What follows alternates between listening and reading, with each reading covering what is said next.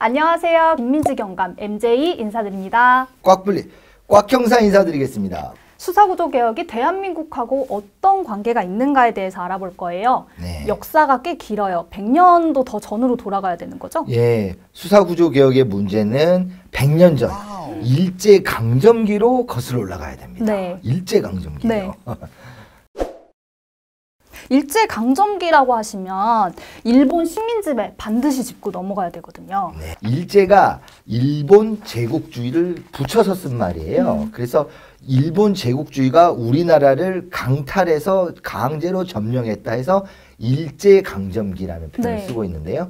이게 제국주의가 뭐냐면 저 네. 나라를 내 걸로 가져갈 거야 이런 세계 열강들이 19세기 네. 후반부터 20세기 초반까지 막 여기저기 들쑤시고 다녔던 것을 바로 제국주의라고 하지 않습니까? 네. 제국주의를 이렇게 적용하기 위해서는요, 통일화된, 단일화된 수직적 권력 구조, 비민주적 권력 구조가 뒷받침이 좀 돼야 돼요. 하나만 바라보고 저것을 공격해라 하면 우 가서 공격을 네. 해야 되지 않습니까? 일본 자기 본토도 그렇게 수직적인 구조로 만들었고, 당시 식민 조선도 수직적인 구조로 만들어 놨습니다.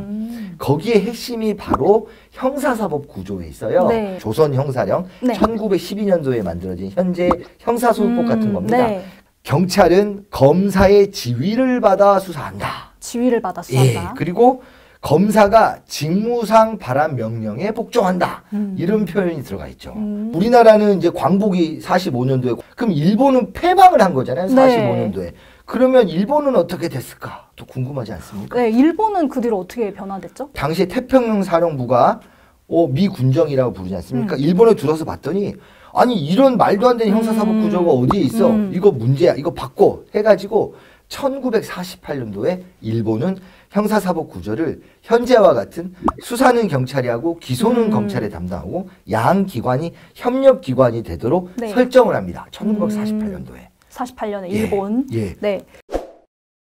네. 우리나라도 45년 8월 15일 날 광복 이후로 미군정 통치가 있었잖아요. 네. 뭔가 수사와 기소를 분리해서 형사사법 구조를 민주적으로 만들려는 시도하지 않았었나요? 네. 45년도에 미 군정이 시작되자마자 바로 시작을 합니다. 네. 그래서 대한민국 건국까지 약 3년 정도 이렇게 미 네. 군정을 거치면서 그런 것들이 이루어지는데요. 미 군정 법령. 군정법령. 예. 네. 그러니까 미 군정이 발효를 했다 해서 미군정 법령인데 네. 지금의 법률이랑 똑같다고 생각하시면 됩니다. 네. 제20호로 발령이 된 게 네. 관방청 직제라는 것을 발효를 합니다. 경찰은 수사를 담당한다.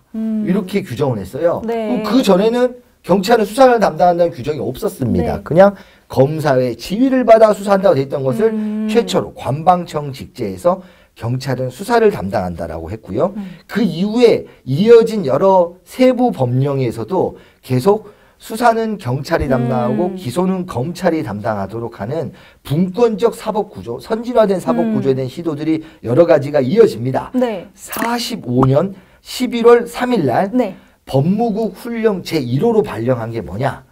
검사는 기소 중심으로 담당하라는 취지에서 네. 검사의 권한 중에 체포, 네. 이렇게 사람을 잡아오는 잡아가지고는 거. 또 가두는 구류의 권한을 네. 없애버립니다. 45년 12월 18일 날 발효된 경무국장 통첩 제1호 네. 그리고 45년 12월 29일 날 발효된 법무국 훈령 제3호는 검경 관계를 네. 협력 관계로 놓고요. 경찰은 수사를 주로 담당하도록 네. 하고 기소와 공소유주는 검찰의 오. 몫으로 재편하는 수사기소 분리를 위한 여러 가지 법령들이 계속해서 발표가 됩니다.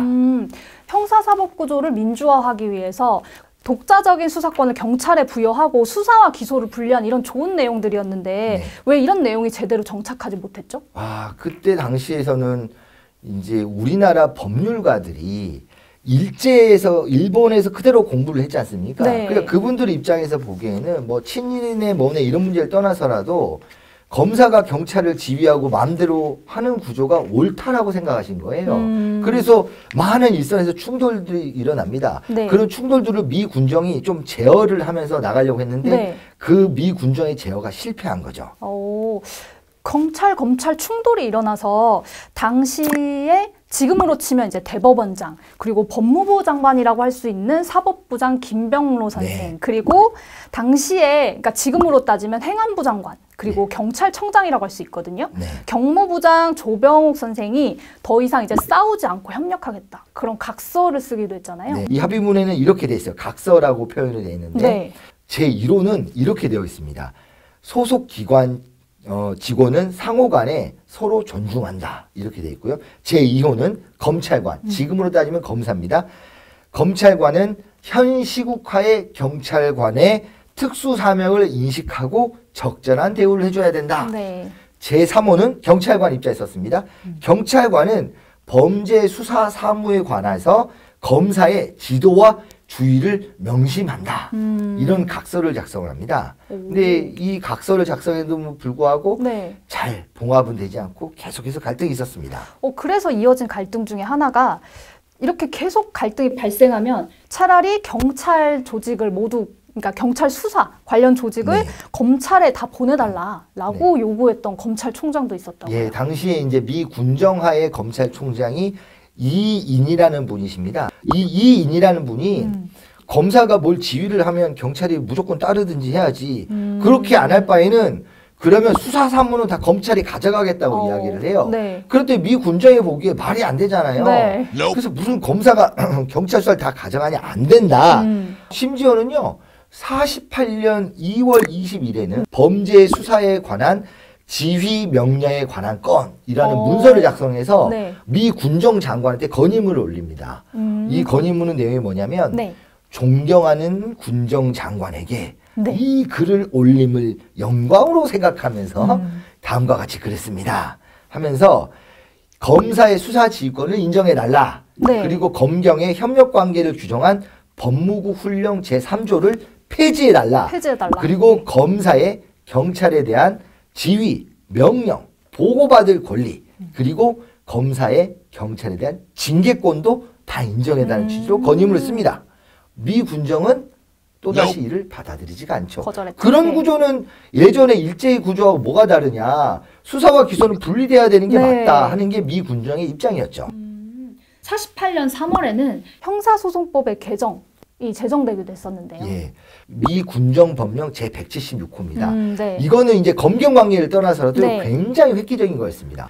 경찰이 막 현장에서 마음대로 사람들을 잡아가도록 일제 그렇게 만들어 놓은 거고 거기에 익숙했던 거예요. 네. 이거는 말이 안 된다. 강제로 경찰이 뭐 하거나 네. 검사가 또 강제로 뭘 하고 싶으면 법관한테 영장을 받아라. 그리고 사람을 단기간에 48시간으로 잡아놓은 거 말고 네. 장기간 뭐 일주일씩 열흘씩 잡아놓고 싶으면 구속영장을 법관한테 받아야 되는데 그 구속영장을 발부받기 전에 법관이 네. 그 피의자를 직접 신문을 해라. 이게 48년 3월 20일 날 형사소송법의 개정이라고 지금으로 따지면 인권보호나 영장주의를 천명한 최초의 우리나라 법령의 의미가 있는데요. 여기서 추가로 검경관계 하나 더 만들어집니다. 네. 그전에는 영장을 경찰이 검사한테 보내가지고 네.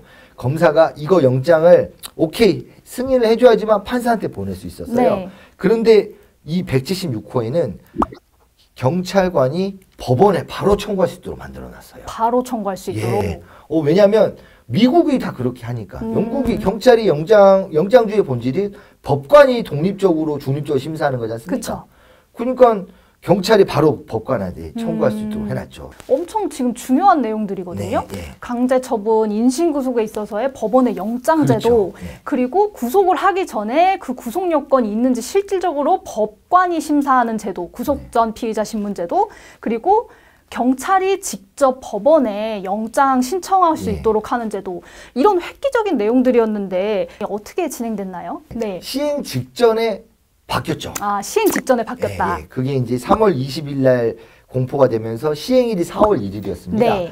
그런데 하루 전날이 3월 31일 날 네. 제185 미 군정 법령이 발표가 됩니다. 이름은 형사소송법의 보충 규정이라고 하는데요. 네. 다른 거는 그대로 놓고 뭐 인신 구속에 관련된 영장주의 이런 거 놓고 네. 다만 경찰이 법관에게 청구하는 절차만 없애버립니다. 그래서 경찰이 검사한테 청구하고 검사가 법관에게 청구할 수 있도록 경찰은 바로 법관에게 청구하지 못하도록 이것을 없애버려요. 검사의 영장 경유제도 말씀해 주신 거거든요. 예, 맞습니다. 왜 갑자기 그렇게 됐나요? 이제 사료상으로는 명확하지가 않은데 이런 작업들을 당시에도 이제 대한민국 정부 수립 전에 만들어졌던 법전 편찬위원회 이런 데서 담당을 했었는데요. 네. 그쪽에서 아무래도 검사들 중심의 이제 법률가도 있다 보니까 검사들의 요구를 많이 들어준 게 아니냐라고 후대의 학자들이 해석을 좀 하고 있습니다. 원래 처음에는 직접 경찰이 신청할 수 있도록 했었는데 결국 그 흐름을 막지는 못했네요. 네. 그 48년 8월 그 뒤로 이제 이어서 살펴보면 네. 미군정법령으로 이제 형사소송법 말고 이제 검찰청법도 이제 제정됐거든요. 예, 맞습니다. 정부 수립 직전에 그 직전에 이제 검찰청법이라는 이름으로 미 군정법령이 발표가 됩니다. 네. 군정법령 제213호인데요. 거기서 이제 중요한 내용이 들어갑니다. 네. 검사가 경찰을 지휘한다는 내용이 다시 들어오는 거죠. 조선 형사령 같은 네, 내용이. 네. 그리고 수사라는 게 검사의 직무라는 내용도 들어옵니다. 여기에 대해서 왜 갑자기 미 군정이 계속 그렇게 수사와 기소를 분리하려 노력했는데 네. 정작 정부 수립 직전에는 이런 법률로서 그걸 명시해버렸냐에 대해서 후대의 학자들이 여러 가지 해석을 하는데요. 네. 아무래도 미 군정에 이제 우리 정부 수립이 가까웠고 이때 당시에는 이미 우리나라가 선거도 한 이후입니다. 정부 수립을 위한 네, 선거도 네. 한 이후니까 미 군정의 그립감이 좀 없어졌고 이런 실무적인 작업들은 전부 다 검찰에서 담당을 했기 때문에 네. 또 검사들이 담당했기 때문에 이렇게 좀 검찰청법이 불리하게 만들어진 게 아니냐 이런 해석들이 있습니다.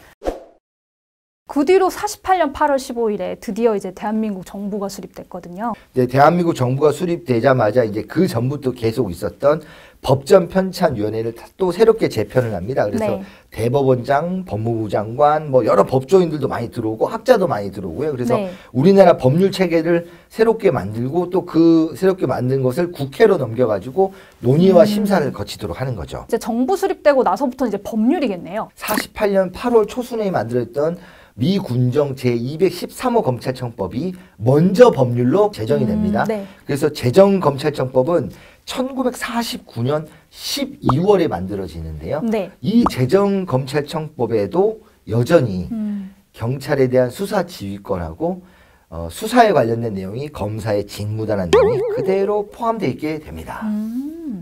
정부 수립 이후에도 마찬가지로 검사의 수사 지휘나 검사의 권한 집중이 계속됐네요. 네, 맞습니다. 그 이유가 뭐죠? 그 여러 가지 이야기들이 있는데요. 네. 뭐 친일 경찰 또 친일 검찰 뭐 당시에는 이 그 일제 관리 등용 정책에 의해서 네. 친일에 부역했던 사람들이 많이 들어왔기 때문에 네. 이런 부분들도 좀 작용을 했을 것이고 이호라는 분이 초대 경찰청장이었는데요. 이 이호라는 분은 역사에 계속 등장합니다. 네. 근데 이호라는 분이 이 검찰청법을 제정할 때 당시에 네. 경찰청장이었어요. 네. 이호라는 분은 원래는 검사였어요. 원래 검사였다고요. 예, 예. 검사를 하다가 일제시대 때부터 쭉 검사였어요. 그래서 당시에 48년도 정부 수립할 때 뭐 친일에 대한 부역자 논란 많이 있었더니 사표를 냅니다. 정부 수립 직전에 네. 사표를 냅니다. 내가 일제시대 때부터 부역했던 검사인데 정부 수립 이후에도 검사를 하는 거는 안 맞다 하고 사표를 네. 냅니다. 네. 그리고 사표를 내고 경찰청장이 돼요. 검사였다가 예. 사표를 냈고. 예, 그래서 경찰청장이 되셨는데 네. 이분은 나중에 경찰청장 하다가 6.25 전쟁 끝난 다음에는요. 내무부 장관이 됐다가 법무부 장관이 됐다가 내무부 장관이 됐다가 또 법무부 장관이 됐다가 장관이 이제 직업이신 어쨌든 이호라는 사람이 우리 초대 경찰청장이었기 때문에 이런 검찰청법 제정에 반기를 제대로 들지 않았을까라는 생각도 있고요. 어쨌든 검찰청법은 검사들이 유리하게 나왔고 그리고 이 시기에 또 다른 역사적 사건이 하나 더 있습니다. 무슨 일이 또 있었죠? 반민특위요. 반민특위. 예. 반민족 행위 특별조사위원회라고 네. 하는 반민특위. 이 반민특위를 해산시킨 게 경찰이에요. 네, 맞습니다. 정말 경찰의 뼈아픈 잘못 중에 하나죠. 이 49년 6월 달로 갑니다. 네. 6월 3일 날 반민특위에서 먼저 네. 일제 경찰들을 포함해가지고 일제 부역했던 사람 다 잡아갑니다. 그랬더니 경찰에서 또 경찰에도 중간 관리자 중에는 친일 경찰이 많아서요. 네. 물론 경찰뿐만 다른 데도 다 마찬가지였습니다. 잡아간 친일 경찰을 석방하라고 요구합니다. 그랬더니 반민특위에서 석방 안 합니다. 그래서 6월 6일 날 네. 지금으로 따지면 서울 중부경찰서장이 윤기병이라는 서장이 네. 무장한 경찰관을 데리고 반민특위에 습격합니다. 근데 나중에 역사적으로 밝혀지기에는 이승만 대통령이 지시를 네. 했다라고 하는 이야기도 나오고요. 네. 어쨌든 반민특위 습격해서 반민특위를 해산시키듯 하고 이렇게 이 일제 부역한 사람들을 찾아내는 작업을 중단을 시킵니다. 그랬더니 당시에 반민특위에서 일하던 사람들이 이게 말이 되냐고 막 사의를 표명하고 사표를 냈습니다. 그럼 반민특위 위원장을 누가 했는 줄 아세요? 누군지 알 것 같아요. 아, 그렇죠. 아까 처음에 나왔던 네. 이인 검찰총장이 49년에 네. 법무장관으로 승진을 했습니다. 네. 이 법무장관으로 승진한 이인 이제 검사 출신 검찰총장 했던 법무장관한테 이승만 대통령이 당신이 가서 반민특위 위원장을 맡으시오 해서 이인 법무장관이 반민특위 위원장을 하면서 이 반민특위를 영영 이 법상으로도 다 완전히 해체를 해버리게 되죠. 이제 경찰의 수사권을 바로 주는 것에 대해서 경찰 파쇼론 맞아요. 그리고 수사 백년론 이런 얘기 나왔거든요. 제대로 논의가 안 되다가 6.25가 터집니다. 정전협정으로 휴전이 되고 네. 다시 이제 국회가 가동하기 시작하면서 53년도부터 지금 검찰적법 말고 형사소송법을 만들어야 되잖아요. 네. 형사소송법 논의가 본격적으로 시작이 됩니다. 경찰과 검찰에게 어떤 역할을 맡길지, 그 다음에 어떤 권한을 줄지, 어떤 의무를 줄지, 양 기관의 관계는 어떨지 막 시작을 합니다. 네. 그럴 때 또다시 문제제기가 됩니다. 검사가 경찰을 마음대로 휘둘 수 있는 수사 지휘권이 오르네, 그르네. 그리고 검사가 기소와 공소 유지에 집중해야 되는데 범죄 수사까지도 좌지우지하는 네. 게 오르네 그르네 논의가 54년도부터 다시 시작을 하는 겁니다. 엄상석 의원이 이런 표현을 합니다. 검찰 파쇼도 생기고 경찰 파쇼도 생기는데 차라리 우리 경찰 봐봐라. 아직 자리매김 못하지 않았냐. 그래서 다수의 경찰 파쇼보다는 소수의 법률가들 중심의 소수의 검찰 파쇼가 그나마 낫지 않. 그래서 수사는 경찰이 하고 기소는 검찰이 하는 게 맞지만 당분간은 이렇게 검찰이 모든 걸 주도하도록 하자라고 엄상석 의원이 밝힙니다. 네. 그랬더니 검찰총장이던 한경만 검찰총장도 네. 수사는 경찰이 하고 기소는 검찰인 게 네. 맞는데 100년 후면 모를까? 100년. 네, 100년. 당분간은 이 상태로 검사가 다 모든 걸 좌지우지하도록 하자 하고 결론이 맺어지면서 형사소송법이 54년 1월 1일 날 시행이 되는 거죠. 지금 말씀해 주셨던 첫 형사소송법 법률안이요. 네. 거기 보면 이제 법률상 경찰이 이제 법원에 직접 이제 영장 청구할 수 있도록 되어 있기도 했거든요. 네. 그럼에도 불구하고 경찰이 직접 청구를 했냐? 그러지는 않았습니다. 왜 직접 청구를 하지 못하게 됐던 그게 거죠? 이제 검사들의 큰 권한이었다라고 네. 54년도에 그렇게 생각을 한 거예요. 네. 그래서 쉽게 놔주지는 않고 법은 그렇게 됐지만 실무상으로는 다른 법무부령 뭐 이런 걸 만들어 가지고 또 실무 서식 같은 걸 만들어 가지고 네. 경찰은 법관에게 직접 청구하지 말고 반드시 검사를 청구하도록 하는 조문들을 만들어 가지고요. 그런 시행령들이나 이런 걸 만들어서 실제로는 경찰에 직접 청구를 못 하고 나중에 이 문제는 60년대로 넘어와 가지고 네. 형사소송법에도 검사가 경유하는 걸로 반영이 되고 심지어는 헌법으로도 반영이 됩니다. 이 문제는 좀 나중에 한번 이야기해 봐야죠. 일제 강점기부터 대한민국 정부 수립 105까지 쫙 살펴봤거든요. 쉬웠나요? 좀 어렵지 않았나요? 미 군정기에는 이거를 관계를 재편을 하는 게 맞겠구나. 수사와 기소를 분리하는 게 맞겠구나. 또 정부 수립 초기까지도 네. 그 논의가 이어지다가 결국은 아직은 멀었다라는 쪽으로 결론이 나오게 되는 거죠. 이렇게 방금 말씀해 주신 대로 일제강점기, 미군정기, 정부 수립 초기 이 큰 흐름대로 이해하면 좀 더 이해하기가 쉬운 것 같아요. 네, 맞습니다. 다음 시간은 그래서 20화국부터 그렇죠. 좀 이어서 20화국 살펴볼 쪽에서 거죠? 살펴봐야죠. 네, 알겠습니다. 오늘 고생 많으셨습니다. 감사합니다. 감사합니다.